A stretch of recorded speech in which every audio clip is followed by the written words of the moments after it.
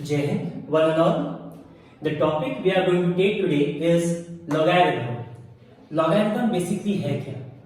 इसे एक एग्जांपल से समझते हैं तो बेटर होगा. ये तो बेसिकली आपका डेफिनेशन है. डेफिनेशन को ही बेटर वे में समझने के लिए एग्जांपल देखते हैं. Let's take an example of 64. 64 कोई एक नंबर है. ओके, इस नंबर को हम ऐसे लिख सकते हैं, 2 के पावर में 6 लिखा जा सकता है. 64 को ही 4 का क्यूब लिखा जा सकता है. Am I clear? 64 को ही 8 का स्क्वायर लिखा जा सकता है. इतनी बात क्लियर है. इसको पावर कहते हैं और इसको बेस कहते हैं. मींस बेस के पावर में कोई एक नंबर रेस करके हम 64 को रिप्रेजेंट कर रहे हैं. That means 64 is a number which is represented by a number which is acting as a base. ये number as a base act कर रहा है by raising the power of the base with some other number. किसी दूसरे number से हम इसके power को रेज कर रहे हैं. और यही डेफिनेशन में कहा गया है, logarithm of a number with respect to a given base is the power to which base must be raised, is the power to which base must be raised to represent the number. इस number को represent करने के लिए हमने इस base पे ये power लगाया है. ओके, 64 को रिप्रेजेंट करने के लिए 2 के बेस पे 6 पावर लगाया है, या फिर 4 के बेस पे 3 पावर लगाया है, या फिर 8 के बेस पे 2 पावर लगाया है. अगर आप ध्यान देंगे तो जैसे जैसे बेस वैल्यू बढ़ रही है वैसे वैसे पावर की वैल्यू घट रही है. बेस 2 से 4 हुआ, 4 से 8 हुआ, और पावर 6 से 3 हुआ, 3 से 2 हुआ. So power is decreasing, base is increasing, और base is increasing, power is decreasing. आपका इनवर्सली प्रोपोर्शनल है, वाइस वर्सा है. ठीक है. नाउ द थिंग इज, अगर हमें 64 को लॉग में प्रेजेंट करना है, लॉग ऑफ 64 निकालना है, लॉग ऑफ 64 निकालना है. ठीक है. सो 64 लॉग निकालने के लिए अगर हम इस बेस को यहां रख दें, इस बेस को लॉग के बेस की जगह पे रख दें, तो ये जो पावर है ये पावर ही इसका आंसर होगा. मतलब कि पावर के हेल्प से हम log 64 को रिप्रेजेंट कर रहे हैं एट दिस बेस.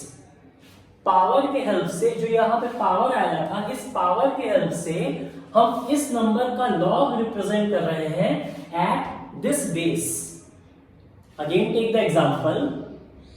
log 64 को रिप्रेजेंट किया जा रहा है विथ अ पावर ऑफ 3. अगर हम बेस में क्या रखेंगे, 4 रखेंगे. 4 को हमने log के बेस पे रखा है. अगेन द सेम नंबर 64 को रिप्रेजेंट किया जा रहा है by its power. Again take an example. log 64 को रिप्रेजेंट कर रहे हैं 8 के बेस पे, तो इसका जो पावर है वही इसका आंसर है.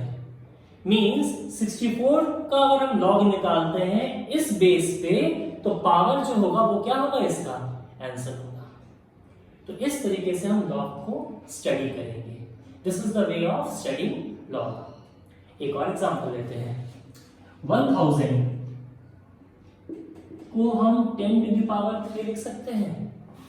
1000 को 10 टू द पावर 3 लिखा जा सकता है. दैट मीन्स अगर हम log ऑफ 1000 निकालते हैं बेस 10 पे, तो आंसर क्या आना चाहिए हमारा, 3 आना चाहिए. तो यहां पे क्वेश्चन ये है, यहां पे क्वेश्चन ये है, ये है, ये है. This is how we use to represent. हमने बेस चेंज किया, वैल्यूज चेंज हो गई. So by changing the base, if we find the log of the same number, किसका log निकालें, 64 का log निकालें, बेस चेंज करते रहे तो वैल्यू भी चेंज होती रहेगी.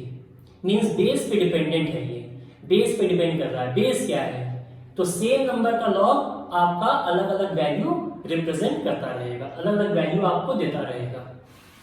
Am I clear? कुछ इसके रूल्स देख लेते हैं। Let's see the rules. Hopefully आपने ये पार्ट कॉपी किया है।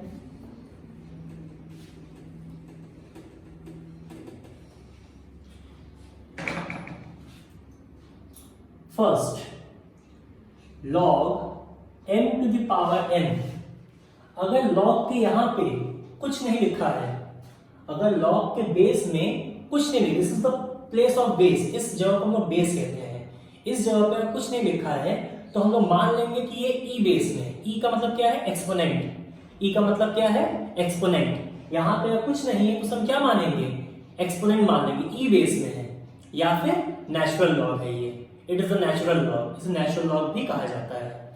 तो इसका जो फॉर्मूला होगा वो क्या होगा?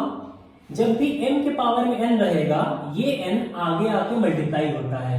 लिखने का तरीका क्या होगा? log n log m base e base. Base में हमने e रख दिया और e की वैल्यू ऑलरेडी हम बता चुके हैं। e की वैल्यू कितनी होती है? 2.71 होती है। e की वैल्यू कितनी होती है? 2.71 होती है।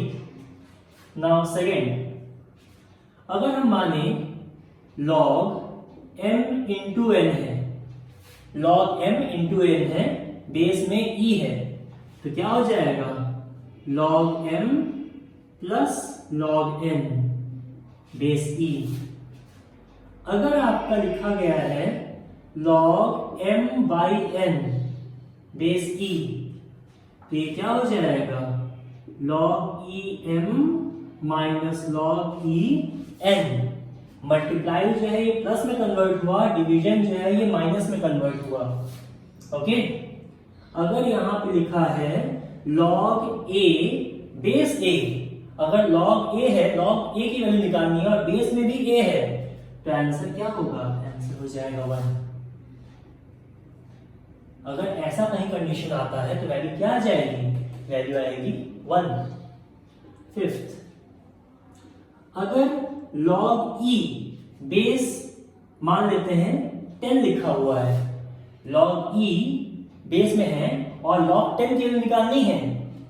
log 10 बेस में क्या है? e, और इसे हमें कन्वर्ट करना है किसमें? बेस 10 में कन्वर्ट करना है। यहां पे बेस में क्या है? e है, इसे कन्वर्ट किसमें करना है? 10 में करना है। Means what we want that log 10, यहां पे e था, यहां पे 10 हो गया। ये जो बेस का कन्वर्जन हुआ, इस बेस के कन्वर्जन के लिए हमको यहां मल्टीप्लाई करना पड़ता है 2.303। जब भी log बेस e को बेस 10 में कन्वर्ट करेंगे, हम 2.303 से मल्टीप्लाई करेंगे।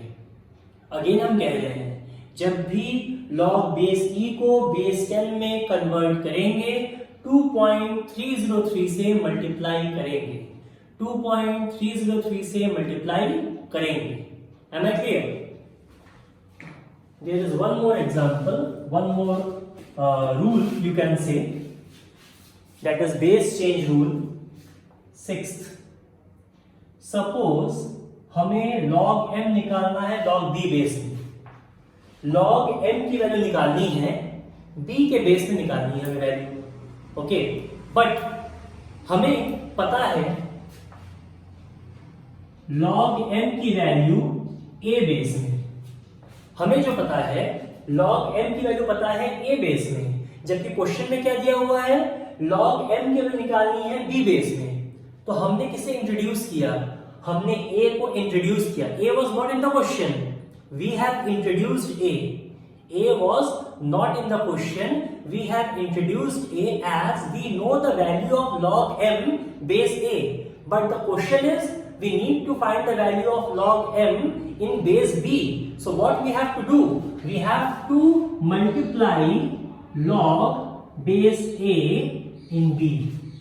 जिस नंबर को हमने इंट्रोड्यूस किया उस नंबर का लॉग निकालना है b बेस में। जिस नंबर को हमने यहां इंट्रोड्यूस किया, a को मैंने इंट्रोड्यूस किया, we have introduced it, so what we have to do, we have to put a multiply sign, we need to find the value of log a at base b। base b में log a की value निकालनी है। Base B में log ए की value निकालनी है और इसी को कहा जाता है base change. This formula is known as base change formula. Am I clear? This formula is known as base change formula. Thank you.